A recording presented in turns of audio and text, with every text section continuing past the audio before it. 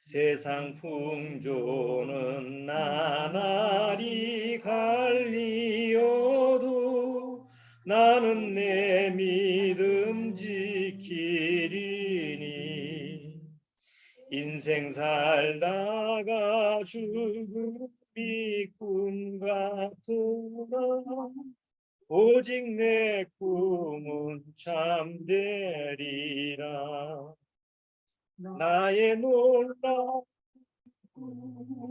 정령만이 길은 장차 그는데 받을 편이. 나의 놀라운 정령이 이루어져 주님 얼굴을 배우리라.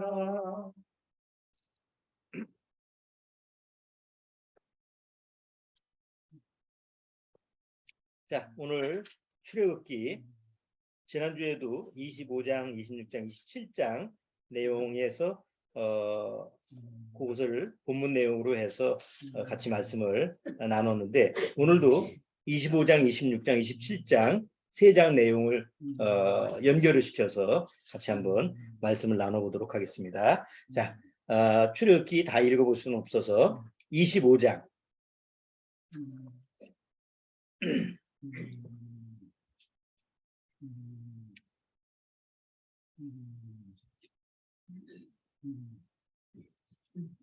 출애굽기 25장 22절만,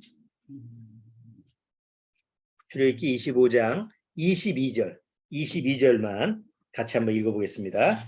거기서 내가 너와 만나고 속죄소 위 곧 증거계 위에 있는 두 그룹 사이에서 내가 이스라엘 자손을 위하여 내게 명할 모든 일을 내게 이르리라. 네, 잠깐 기도드리고 시작하도록 하겠습니다. 하나님 아버지 감사합니다. 우리가 인생이라는 것이 찬송가 내용처럼 60이든 70이든 80이든 혹 100살을 넘게 살았어도 사실 꿈과 같은 그런 찰나의 시간을 보내는 것과 마찬가지인 줄 압니다. 우리가 자기 인생을 돌아보고 30년을 살았던 60년을 살았던 뒤돌아보면 너무 잠깐 지나는 그런 시간이라는 것을 우리는 깨닫게 됩니다. 정말 우리의 인생이 하나님 앞에서는 아무 수에 칠 가치가 없는 그런 죄의 인생이 된다라고 하는 것을 성경은 밝히 말씀하고 있습니다. 그렇기 때문에 하나님의 은혜가 필요하고 하나님의 구원의 선물이 필요한 줄 압니다. 우리는 정말 하나님의 은혜로 구원받고 나서 하나님의 백성으로 이 마지막 때 죄악의 세상을 살아가고 있습니다. 비록 죄악의 세상에 있지만 나의 소속은, 나의 시민권은 하나님 아버지의 하늘나라에 있다는 사실을 우리는 항상 감사하고 있습니다. 우리가 비록 아직 하늘에 가지는 않았을지라도 이 죄악의 세상에 살았을 때 하나님은 항상 나와 만나기를 원하십니다.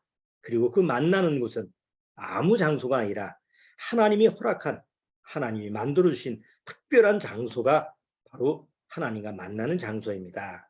그곳이 어디인지 오늘 말씀을 통해서 깨닫게 하여 주옵소서. 그리고 이 지상에, 죄악의 이 세상에서 사는 동안에도 늘 하나님과 만나 하나님과 대화를 나누면서 축복된 삶을 살다가 주님이 부르시면 영원한 천국에 갈 수 있는 그런 축복을 누릴 수 있도록 주님께서 축복해 주옵소서. 예배 첫 시간이 옵니다.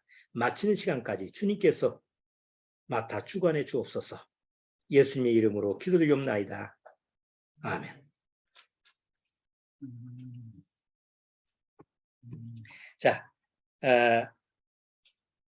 오늘 출애굽기 25장, 26장, 27장 내용은 이스라엘 민족의 성막에 관련된 얘기입니다. 하나님이 이스라엘 민족한테 집을 하나 줘라. 요즘 이제 텐트를 하나 쳐라. 그 텐트의 이름은 성막, 거룩한 촌막이라는 뜻이죠. 성막, 뭐 한자로 그렇지 거룩한 집이라는 뜻이죠. 그것을 만들어라. 그 대신 마음대로 만들지 말고 하나님이 설계 도면을 주어서 내가 만들라고 하는 그 식양대로 만들라고 하는 방법대로 만들어라고 그렇게 이제 방법을 주셨어요. 그리고 이스라엘 민족이 그것을 만들었어요. 자료 화면을 잠깐 보면서 얘기를 할까요?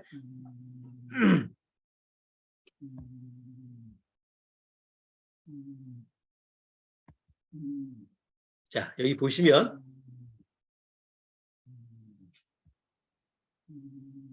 자, 다들 화면 공유가 되죠? 안 보이는 분 없으시죠? 여기 보면 이게 하나님이 이스라엘 민족한테 만들라고 하는 성막이라는 거예요. 성막.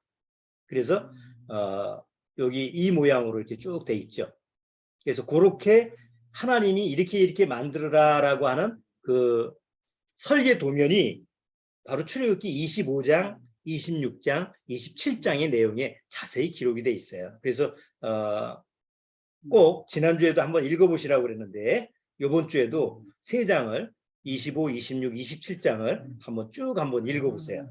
어떤 모양으로 만들라고 했는지 아마 지난주에는 뭐 이런 그림을 참조하지 않았으니까 명확하게 이렇게 안 봐지는데 오늘 설교를 듣고 그림을 보시면 이 내용이 이렇게 만들라고 했구나라는 것을 좀 쉽게 받아들일 수 있을 거예요. 자, 우리가 누구하고 약속을 하죠. 약속을 해서 야 어디서 만나자. 그러면 만난 때 서로 만나려면 어디로 가야 돼요? 만나는 장소에 가야 됩니다. 전화기에도 야 어디서 만나자 그러는데 나가지도 않아. 그럼 만남이라는 게 이루어질 수가 없죠. 하나님이 이스라엘 민족한테 여기 오늘 출애굽기 25장에 다시 한번 보세요. 25장 22절에 오늘 조금 열을까요? 조금 덥죠? 조금 열으면 괜찮을 거예요.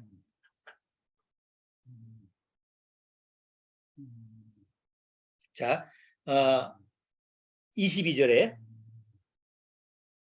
거기서가 어디예요?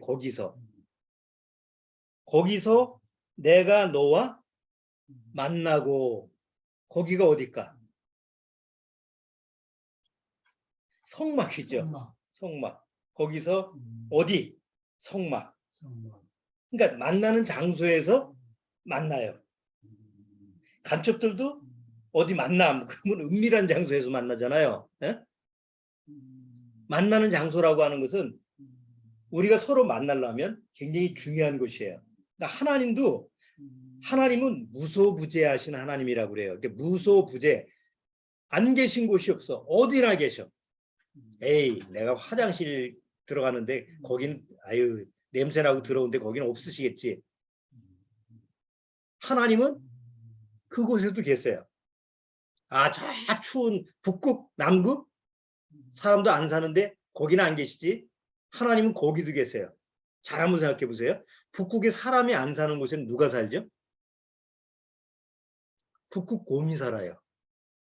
북극곰은 누가 먹여 살려요?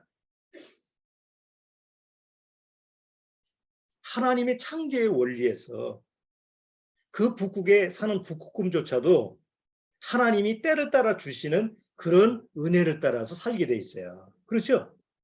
거기에 뭐 물고기 잡아먹든지. 그러니까 하나님은 어떤 환경이든지 어느 곳에든지 다 계셔요. 그런데 그렇다고 해서 아무 곳에서나 만나주진 않아요. 사람들이 착각하고 있는 게 있어요. 내가 하나님을 만나고 싶으면 아무 교회나 나가고 아무 장소나 가면 만나는 줄 알아요. 그래 무조건 나는 하나님을 믿고 교회 나가니까 하나님 만나는 거 아니야. 하나님은 교회에 계시지. 하나님이 교회에 계시나요? 성경에 하나님이 교회에 계신다는 얘기가 있어요. 그러니까 하나님은 자기가 만날 수 있는 장소를 미리 하나님이 정해주시고 거기로 와야지 하나님과 만날 수 있는 거예요. 아무 데서나 만나는 게 아니에요. 그래서 그 원리를 이스라엘 민족한테 가르쳐 주신 거예요. 이스라엘 민족은 애굽을 떠나서 광야에 나왔어요. 그야말로 광야는 아무것도 없죠. 물도 없고 풀 한 포기도 없는 그런 광야, 그냥 황량한 그 광야에서 하나님은 지금까지 이스라엘 민족을 나몰라라 하지 않죠. 독수리 날개로 내가 이끌어왔어. 불기둥과 구름기둥으로 이스라엘 민족을 보호하고 계세요. 그러니까 하나님이 지금 계신 거예요, 안 계신 거예요? 이스라엘 민족한테는 하나님이 계시는 거예요. 하나님이 계셔서 이스라엘 민족을 보호해주고 살피는 거예요. 그럼에도 불구하고 하나님은 너하고 나하고 만나려면 만나는 장소가 필요하다. 내가 거기서 너하고 얘기를 하겠다. 그래서 만나는 장소를 정해준 게 바로 성막이라는, 지금 이 그림에 보이는 성막이라는 집이에요. 왜냐? 이 세상에 아담 이후로 이 세상도 죄로 타락됐기 때문에 하나님이 이 세상에 거하실 곳이 없어요. 하나님은 계시지만, 하나님은 이 세상 어디든지 다 보고 계시지만, 어디든지 하나님이 존재하고 계시는 무소부재이신 하나님이죠. 하늘에도 계시고 여기도 계시고. 그런데 그냥 거하는 게 아니고, 이제 그냥 계신 게 아니고, 내가 이렇게 앉아서 쉬고 대화를 나누고 내가 거할 수 있는, 내가 머물 수 있는 장소가 세상에는 없어요. 하나님 보시기엔 다 죄로 더럽혀져 있어. 그래서 하나님이 내가 이 지상에 내려가서 잠시 머물 곳을 내가 스스로 만들어야 되겠다 해서 만드신 것이 이 성막이라는 곳이에요. 그리고 이 구약의 역사를 보면, 구약의 이스라엘 민족을 보면 항상 이스라엘 민족과 만나는 장소는 어디였죠? 바로 성막이었죠. 그리고 나중에는 이제 솔로몬 때 성전을 줘가지고 성전에서 하나님과 만나. 그러니까 지금도 이스라엘 민족은 유일한 소망이 예수 그리스도가 아니에요. 하나님과 만날 수 있는 성전을 새로 짓는 거예요. 왜? 지금은 그 오말사원이라는 게 있잖아요. 이슬람교의 오말사원이 그 황금 돔 있는, 그게 딱 버티고 있으니까 이스라엘 민족이 거기가 성전터인데 저걸 허물고 싹 다시 우리 예루살렘 성전을 다시 지어야 되는데 이게 꿈이에요. 소망이에요. 그런데 성경에는 어떻게 돼 있어요? 다시 거기에 새로운 예루살렘 성전이 세워지면 그게 이제 마지막 때가 되는 거죠. 적그리스도가 그걸 허락을 해서 그걸 만들게 하기 때문에.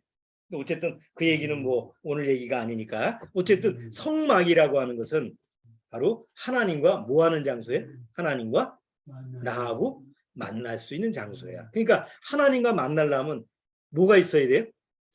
성막이 있어야 되는 거예요. 자, 그런데 이 성막을 잘 보시면, 이게 다 예수님과 연관돼 있어요. 그러니까 이 성막은 그냥 집이 아니고 예수님의 모형이에요. 그러니까 앞으로 한 1500년 뒤에 예수님이 이 세상에 오시는데, 이스라엘 민족한테 오시는데 그 예수님이 어떤 분이냐라고 하는 것을 미리 모형적으로 보여주고 그 모형을 만든 게 성막이라는 집이에요. 자, 이 성막은 누구의 모형이라고요? 예수님의 모형이라는 거예요. 거기에 이제 우리가 초점을 맞춰요. 자, 한번 보시죠. 이스라엘 민족을 보면 사막에서 어떻게 살았느냐, 이거 잘 보세요. 여기 사막에 나갔잖아요. 그러면 아무 데서나 텐트 치고 하는 게 아니고 가운데에 성막이 있죠. 그러면 동서남북으로 하나님이 정한 자리에 아무 데나 가면 안 돼요. 성막을 중심으로 해서 동쪽에는 유다, 이사갈, 스불론 지파, 남쪽에는 르우벤, 시므온, 갓, 서쪽에는 에브라임, 므낫세, 베냐민, 북쪽으로는 단, 아셀, 납달리, 이렇게 해서 자기가 있어야 될 위치에 가서 텐트를 치는 거예요. 거의 200만 명의 숫자라고 하니까 텐트 숫자가 얼마나 될까요? 가족 단위로 하면 수천 개가 넘겠죠. 그러니까 수천 개가 넘는 그 텐트, 그러면 그 텐트 안에 사는 사람들은 온전하게 살까요? 아무리 하나님의 성막이 여기 있다고 해도 여기 보면 온갖 문제가 다 일어날 거예요. 싸우고 다투고 뭐 난리야. 그럴지라도 이스라엘 민족이 광야에서 살아남을 수 있는 것은 중심에 누가 있는 거예요? 하나님과 만날 수 있는 집이 있기 때문에 그래요. 이 성막이라는 집이 있기 때문에 이스라엘 민족이 광야 40년 동안 살아남을 수가 있었던 거예요. 자, 성막이라고 하는 걸 조금 예수님과 어떤 연관성이 있는가를 보죠. 자, 요게 문입니다. 성막의 문인데 요게 폭이 요게 들어가는 문에 있고 그 길이가 10m예요. 이쪽 편 이 길이가 25m인데 25m에 10m가 문이에요. 왜 이렇게 문이 넓을까요? 짐승들을 데려와 해서? 아니에요. 성경에 보면 예수님이 곧 뭐라고 그랬어요? 내가 곧 길이요 진리요 생명이라고 했죠. 또 요한복음 10장에 보면 내가 곧 문이야. 무슨 문이에요?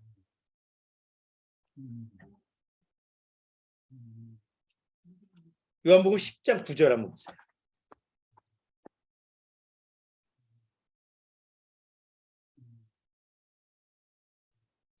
요한복음 10장 9절.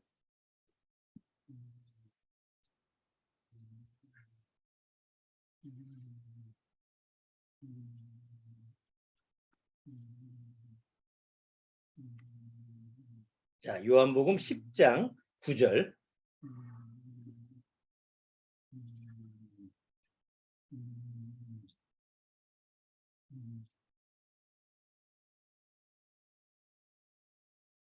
거기 뭐라고 돼 있죠? 요한복음 10장 9절. 내가 문이니. 예수님이 문이래요. 아니 뭐 예수님이 저 열고 닫는 문짝이란 얘기예요? 아니죠. 구원의 문이다. 그래서 누구든지 들어올 수 있도록 하기 위해서 10m의 문이 돼 있어요. 10m. 옛날에 저 학교에서 체력장 할 때 10m 왕복 달리기 하죠. 한참 달려야 돼요. 10m라도.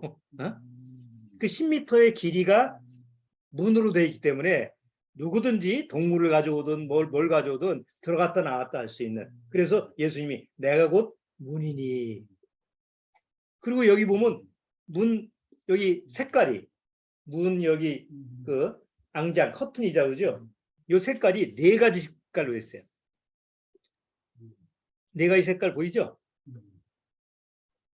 하얀색, 흰색 있죠?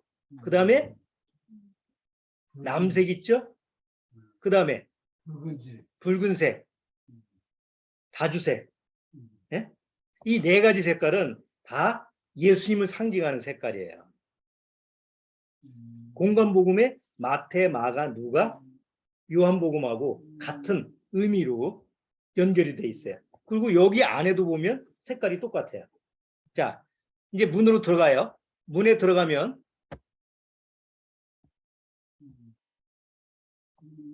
문으로 들어가면 바로 뭐가 있죠? 여기. 요걸 뭐라고 그래요? 불태우는 요걸 번제단이라고 그러죠. 문으로 들어가면 바로 보이는 게 번제단이에요. 이 번제단이 뭐 하는 거예요? 하나님 앞에 동물을 희생 제물을 태우는 거죠. 번제, 뭐 속건제, 속죄제 다 짐승의 그 속죄 제물을 다 태우는 거죠. 예수님이 이 세상에 뭘로 오셨어요? 우리를 대신하는 희생 양으로 오셨죠. 속죄 제물로 오셨죠. 그러니까 신약에 계속 예수님이 나의 속죄제로, 나의 헌물로, 희생 제물로 오셔서 내가 구원받았다고 하는 그 성경 구절이 계속 나오죠. 그러니까 이 번제단도 누구를 상징하는 거예요? 예수님을 상징하는 모형이에요. 자, 번제단을 지나면 또 뭐가 나오죠? 물두멍이 나오죠. 자, 번제단에서 다 내 죄가 불살라졌어요. 그리고 피는 번제단에 발라서 죄가 사해졌어요. 그리고 나서 하나님과 만나려면 이제 이 과정이 하나님과 만나기 위해서 필요한 과정들이에요. 근데 그렇게 죄가 용서를 받았어도 내가 하나님 앞에서 몽땅 태워졌어도 여전히 뭘 어디에 있어요? 세상에 발을 딛고 있죠. 그리고 손으로 하나님 앞에 봉사를 해야 되는데 여전히 손도 더럽혀져 있죠. 그래서 이 물두멍에서 뭘 씻는 거예요? 하나님 앞에 예배드리기 위한 예배자의 손을 씻어요. 그리고 더럽혀진 발을 땅에 딛고 있으니까 땅은 그냥 모래밭이거든. 그러니까 거기서 손과 발을 닦는 곳이 바로 물두멍이라는 거예요. 자, 이 물두멍의 이 크기가 작은 것이 아니에요. 이 물두멍은 뭘로 만들어졌을까요? 물두멍의 재료 뭘로 만들었다고 그랬죠? 이스라엘 여자들의 거울, 녹거울로 다 수십 배서 녹거울로 만든 노수로 만든 기구예요. 그러니까 자기를 비춰보는 거울로 만들어서 얼굴만 비치는 게 아니라 하나님 앞에서 물로 씻는 이런 도구를, 이런 하나님 앞에서 은혜의 장비를 만든 거예요. 그래서 에베소서에 뭐래요? 물로 씻어, 하나님 앞에서 물로 씻어 말씀으로 깨끗하게 한다라는 말씀이 있죠. 바로 예수님이 뭐라고 그랬어요? 예수님이 나의 죄를 씻고 예수님이 주시는 말씀으로 말미암아 내가 늘 하나님 앞에 거룩함을 유지할 수 있는 그런 말씀의 주체가 예수님이죠. 그래서 물두멍도 예수님의 모형이 되는 거예요. 자, 그 다음에 물두멍을 지나면 뭐가 나오죠? 성소가 나오죠. 성소. 여기가 예배드리는 장소예요.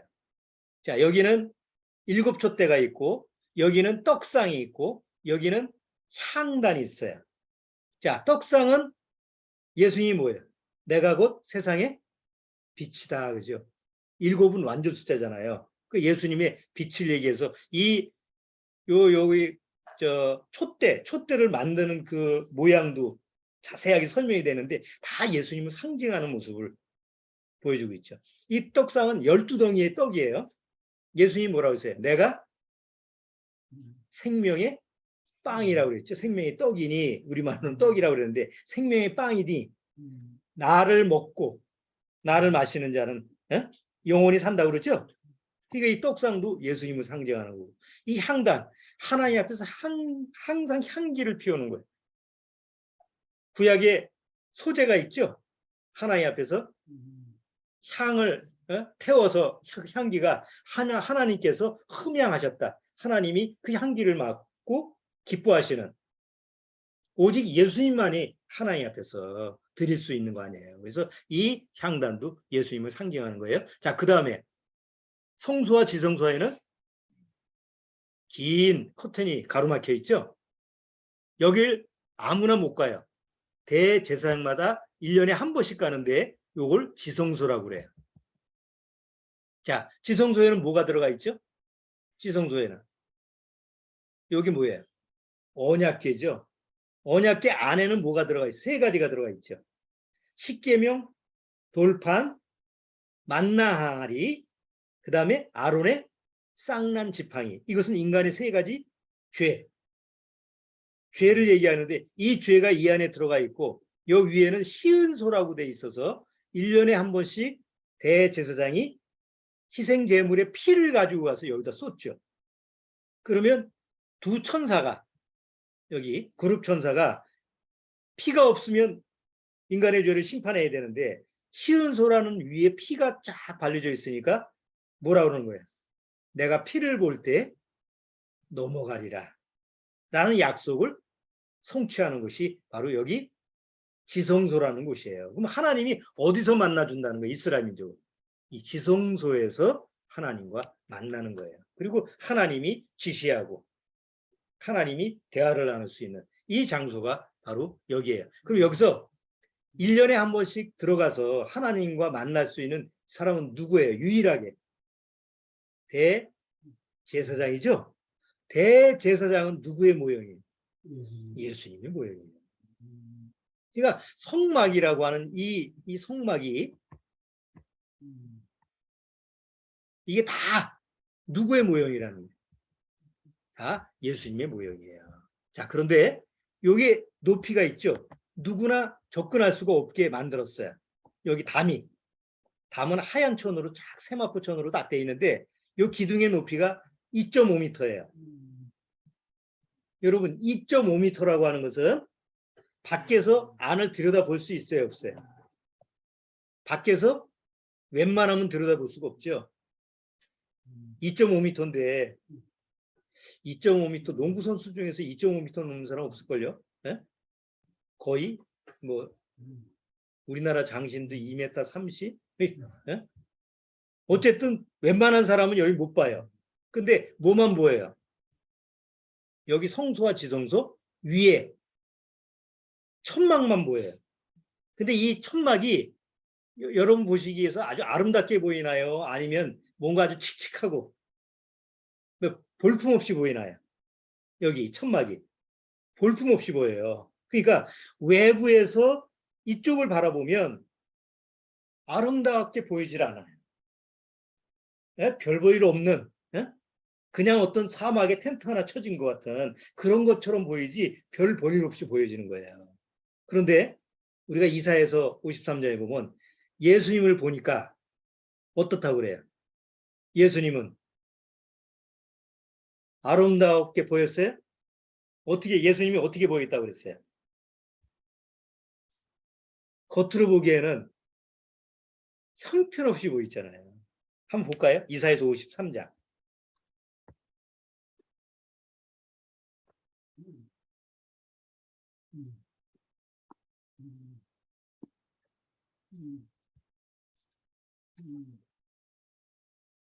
자, 이사야서 53장.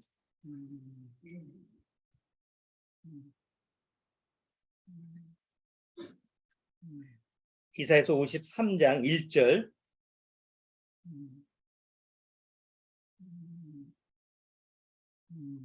자, 이사야서 53장 1절부터 제가 읽어볼게요.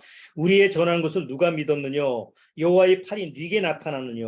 그는 주 앞에서 자라나기를 연한 순 같고 마른 땅에서 나온 줄기 같아서 고운 모양도 없고 풍채도 없은즉 우리의 보기에 흠모할 만한 아름다운 것이 없도다.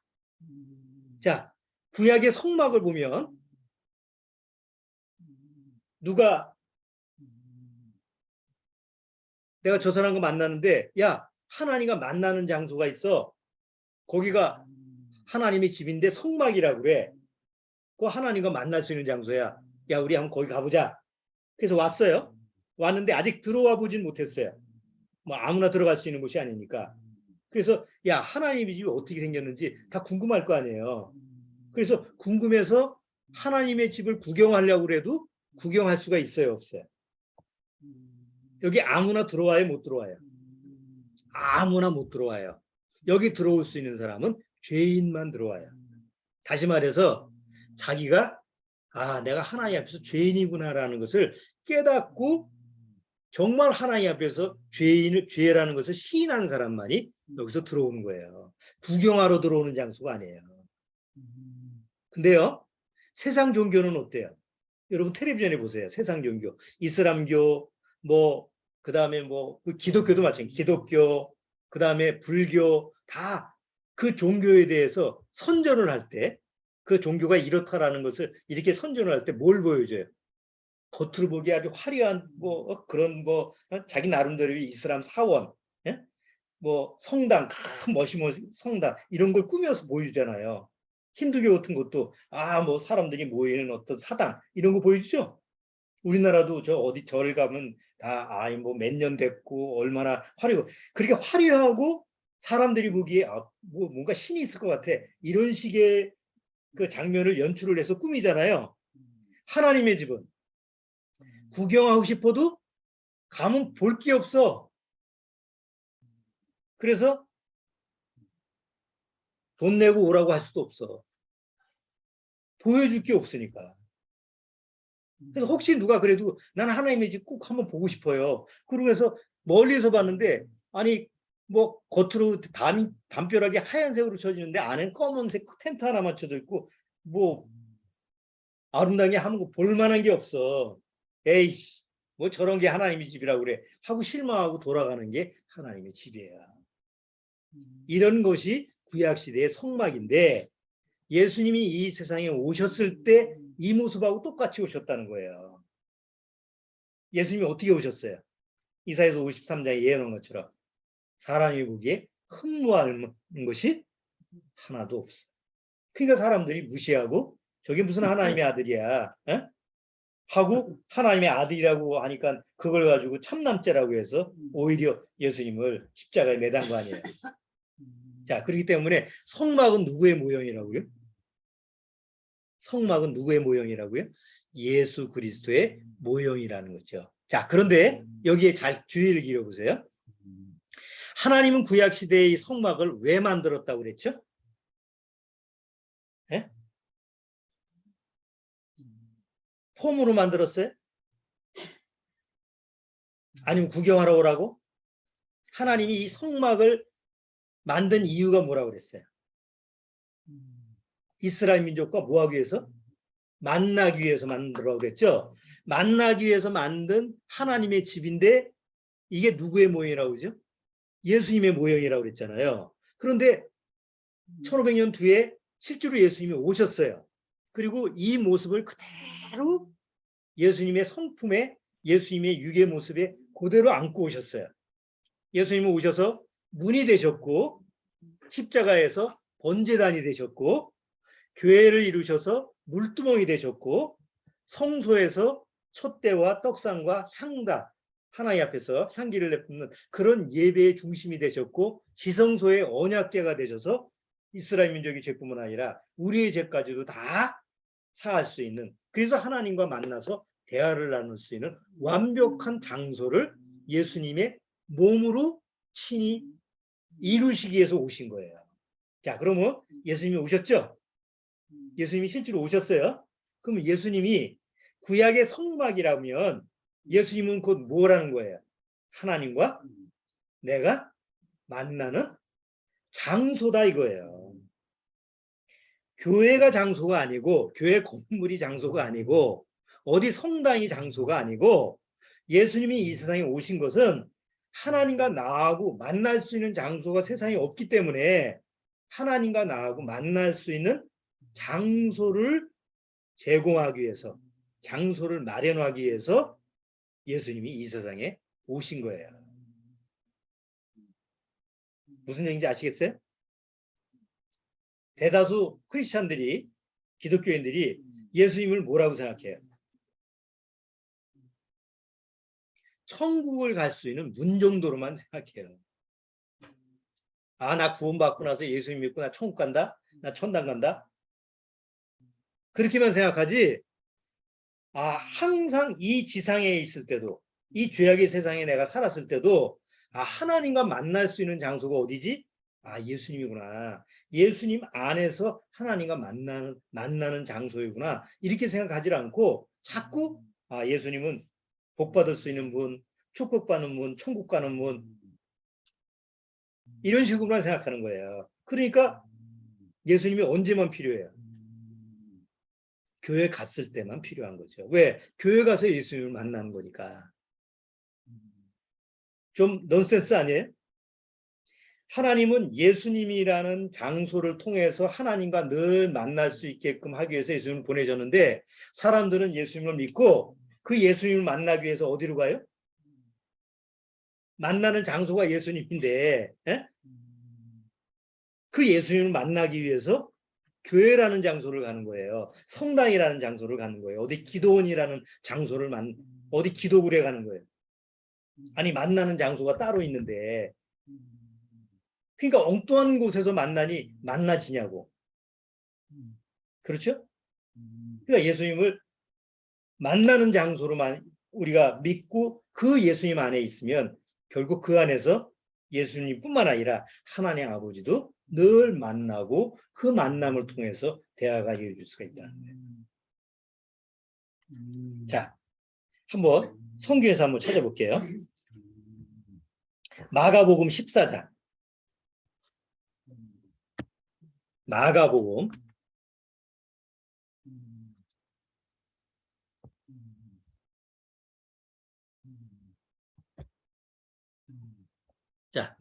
14장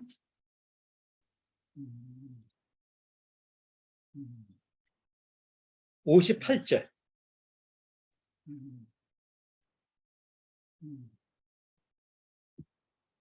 자, 마가복음 14장 58절. 같이 한번 천천히 한번 읽어봅니다. 마가복음 14장. 14장.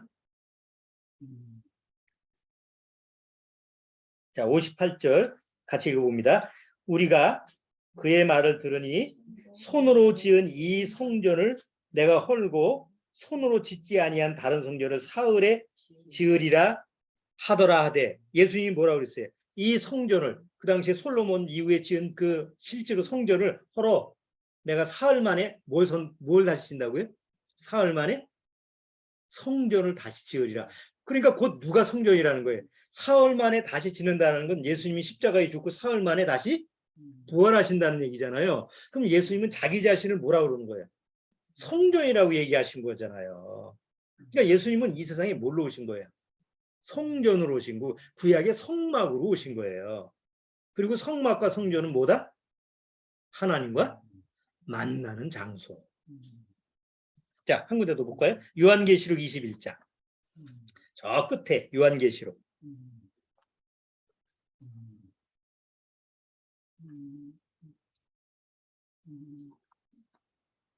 요한계시록 21장.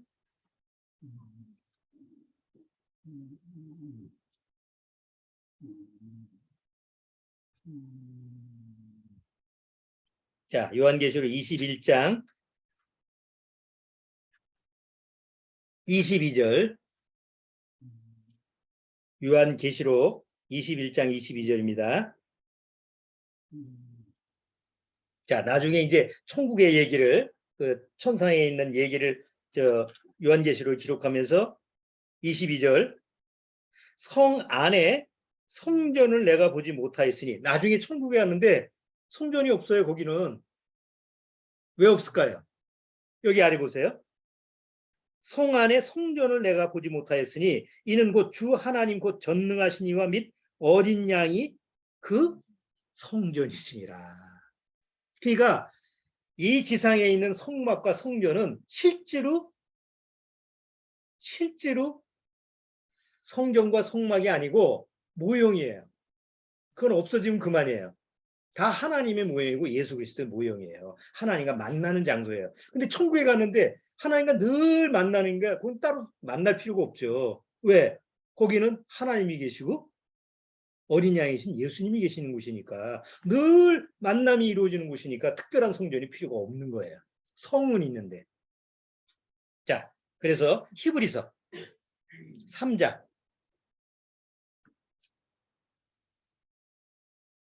히브리서 3장.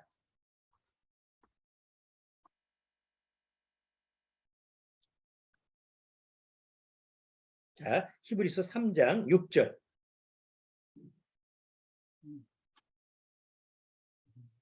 자, 히브리서 3장 5절부터 읽어볼게요. 또한 모세는 장래에 말할 것을 증거하기 위하여 하나님의 온 집에서 사원으로 충성하였고 그리스도는 그의 집 맡은 아들로 충성하였으니 우리라는 것은 누구예요? 우리 여기 구원받은 성도들이죠. 구원받은 사람들을 얘기하는 거예요. 우리가 소망의 담대함과 자랑을 끝까지 견고히 잡으면 뭐라고 그랬죠? 그의 집이라. 우리가 그의 집이라. 이제 집이 어디로 넘어갔어요? 성막, 구약에는 성막이었어요. 그러다가 다윗 솔로몬 왕 때 성전이 있었어요. 그리고 예수님이 이 세상에 성전으로 오셨죠. 근데 예수님이 십자가에 부활하시고 나서 더 이상 성막, 성전이 없어졌죠. 근데 예수님 십자가에 죽으시고 나서 뭐가 있었어요? 교회라는 게 있었죠. 교회, 건물 교회가 아니고 예수님이 교회의 주춧돌이 돼서 보이지 않는 하나님의 집이 형성된 거예요. 그게 교회예요. 자, 그런데 그 교회가 건물, 뭐 기독교, 뭐 천주교 이런 성당, 교회 건물 이런 집이 아니고 여기서는 뭐라고 했냐면 구원받은 성도가 다 각각 개인적으로 하나님의 집이 된다는 거예요. 자, 고린도후서 한번 보세요. 고린도후서 4장. 이거 엄청난 비밀이에요. 고린도후서 4장. 뭐 구원받지 못한 사람한테는 그냥 교리고 뭐 그런 게 있는가 보다 하는데 구원받은 사람들한테는 너무 엄청난 비밀이고 너무 엄청난 은혜죠. 고린도후서 4장 16절 보세요.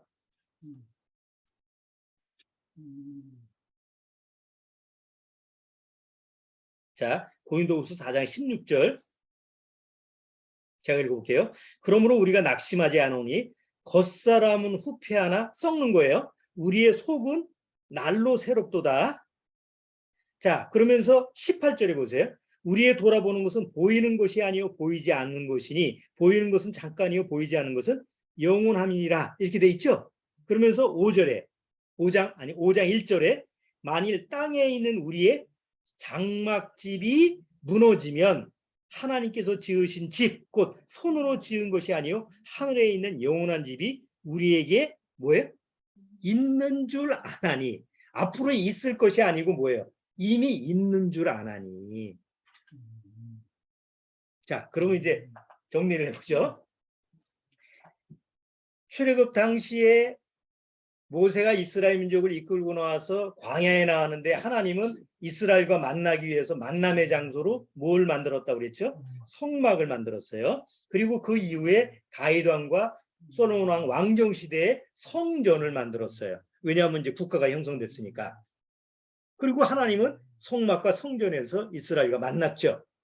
그러다가 하나님은 약속대로 성막의 모양이신 성전의 모양이신 예수님이 오게 되면 그 예수님을 통해서 누구든지 예수를 믿고 그 안에서 나와 만날 수 있다라는 약속원대로 예수님이 오셨어요. 예? 자, 근데 예수님이 오셨는데 문제는 뭐예요? 하나님과 만나려면 구약 시대는 어디로 들어가야 돼요? 성막으로 들어가야 되죠. 근데 성막은 아무나 못 들어가죠. 누구만 들어갈 수 있어요? 죄인만 들어갈 수 있죠. 의인은 못 들어가요. 들어갈 필요가 없으니까. 그렇죠? 그러면 예수님이 오신 이후에 예수님 안에 들어가야 되잖아요. 하나님과 만나는 장소가 예수님이니까. 그러니까 예수님 안에 들어가야 되는데 예수님은 뭐라고 했어요? 누가 오라고 그랬어요? 죄의 짐을 진 자들. 수고하고 무거운 짐진 자들아. 이거는 세상 짐이 아니라 죄의 짐이잖아요. 어떤 죄를 갖든 죄의 짐진 자들아 다 내게로 오라. 그래서 죄를 가진 자가 바로 예수님 안에 들어가요. 그럼 예수님은 친히 거기서 번제단이 돼서 나 대신 내 죄를 속죄제물로 짊어지고 나와 함께 십자가에서 뭐예요? 번제단에서 불태워진 것처럼 십자가에서 죽으심으로 말미암아 내 죄를 다 사해줬어요. 그리고 피를 제단에 바르고 내 피도 다 사해줬죠. 그리고 나는 물두멍에서 예수님 안에 있는 물두멍에서 손을 씻고 발을 씻고 어디로 들어가요? 성소에 들어가서 하나님과 만나죠. 성소에서 성도들과 교제를 나누고 예수님의 불빛에서 예수님의 떡을 마시면서 그리고 거기서 하나님께 합당한 기도를 드리죠. 그러면서 그 건너편에 있는 지성소 언약궤 시은소에 있는 예수 그리스도의 피의 공로로 말미암아 더 이상 차양이 예수님이 십자가의 죽음으로 차양이 찢어졌죠. 찢어진 건 다시 기울 수가 없어요. 이제 성소와 지성소의 벽은 있어요, 없어요? 없어요. 히브리서에 자세히 나오죠. 예수 그리스도의 피로 말미암아 성소와 지성소의 휘장이 위에서부터 아래로 찢어졌기 때문에 다시 그거를 붙일 필요가 없어요. 이제는 누구든지 예수 그리스도 안에 있으면 누구와 만나는 거예요? 아버지 하나님과 만나서 대화를 나누는 거예요. 자, 그 예수님이 이제 어디 안에 들어온 거예요? 내 안에 들어오고. 그리고 나는 어디 안에 들어간 거예요? 예수님 안에 들어가요. 그래서 그게 요한복음에 너는 내 안에, 내가 너희 안에. 포도나무 비유가 그거잖아요. 너는 내 안에 있고 나는 너 안에 있으면 하나님이 원하시는 열매를 맺게 된다.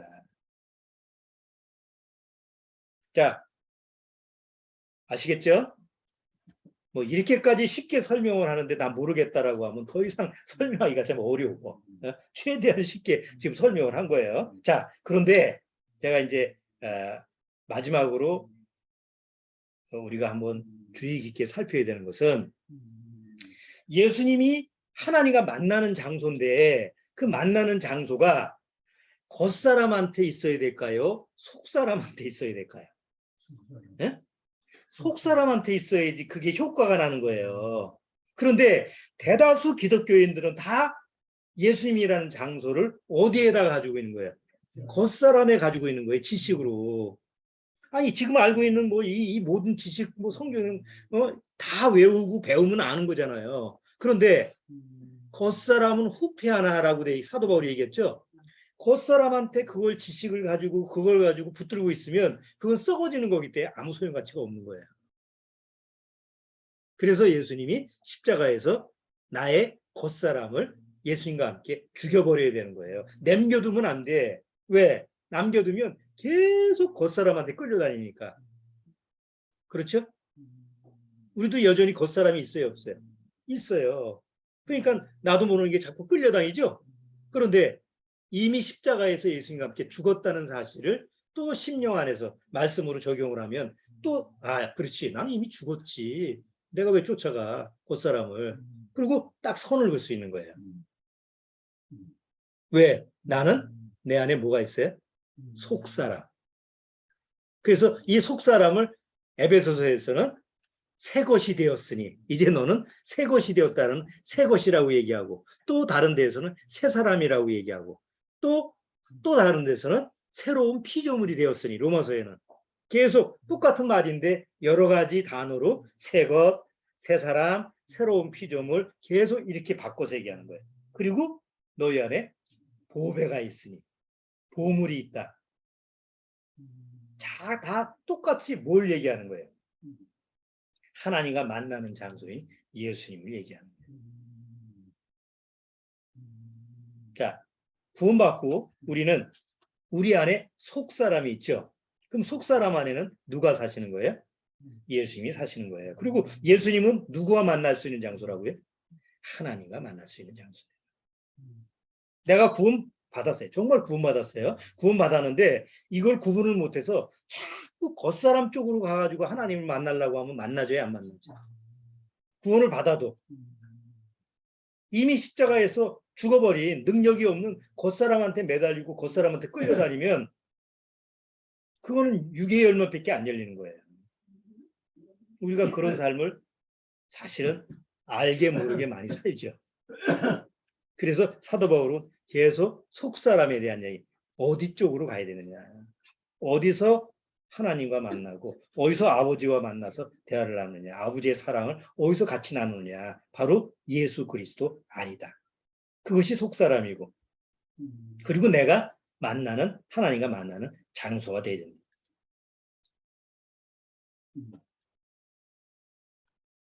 한 군데만 보고 마칠게요. 고린도후서 6장. 그런데 그 만나는 장소가 어디에 있다고요?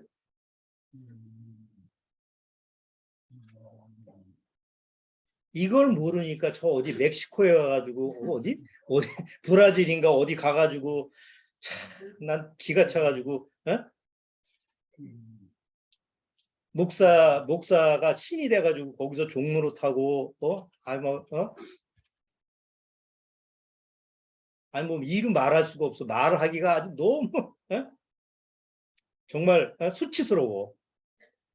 그런데 사람들이 거기 가서 환원을 하고 난리법석을 떠는 거 보면 왜 그래? 이 비밀을 몰라서 그래요. 만나는 장소가 어딘지를 몰라서 그래요. 여기 보세요. 고린도후서 6장 16절.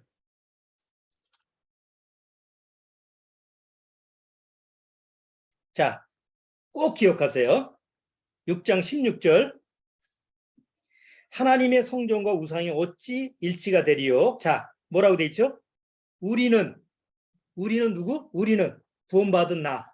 구원받은 나는 우리는 살아계신 하나님의 뭐라고? 성전이라. 왜? 내 안에 예수님이 계시니까. 내가 예수님 안에 있으니까 내가 곧 하나님의 성전이라는 거예요. 예? 내가 곧 우리는 살아계신 하나님의 성전이라. 이와 같이 하나님께 가르칠 때 내가 저희 가운데 거하며 두루 행하여 나는 저희의 하나님이 되시고 저희는 나의 백성이 되리라 하셨느니라. 그러니까 17절에 그러므로 주께서 말씀하기를 너희는 저희 중에서 나와 따로 있고 부정한 것을 만지지 말라. 왜? 너는 거룩한 아버지의 집이니까. 자, 우리는 뭘 꼭 기억하고 사셔야 돼요? 나는 하나님과 만나는 하나님의 성전이다. 하나님의 집이다. 내 겉사람이 그런 게 아니고 뭐예요? 내 속사람. 겉사람한테 초점을 맞추면 안 돼요. 그러면 이상한 데로 가요. 내 속사람이. 겉사람은 후패한다고 그랬죠? 겉사람은 아파요, 병들어요, 늙어요. 그 보면 슬퍼요. 그렇죠? 근데 속사람은 날로 새롭도다. 어디를 봐야 돼? 속사람을 봐야 돼. 그래야지 실망을 안 하고, 그래야지 낙담을 안 하고, 그래야지 좌절을 안 해요. 근데 자꾸 겉사람만 보려고 하면 실망과 좌절과 낙담이 돼. 소망이 없어지는.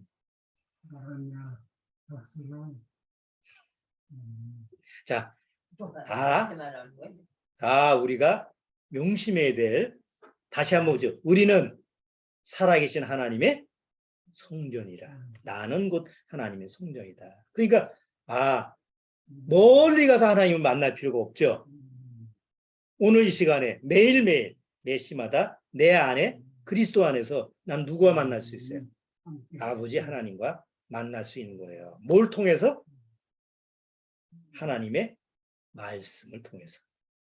가만히 만나는 게 아니고 성경을 읽고 교제를 하면서 말씀을 통해서 아버지와 만나는 거예요. 꼭 기억하시기 바랍니다. 이번 주에 출애굽기 25장, 26장, 27장을 읽으시고 이 책 아시죠?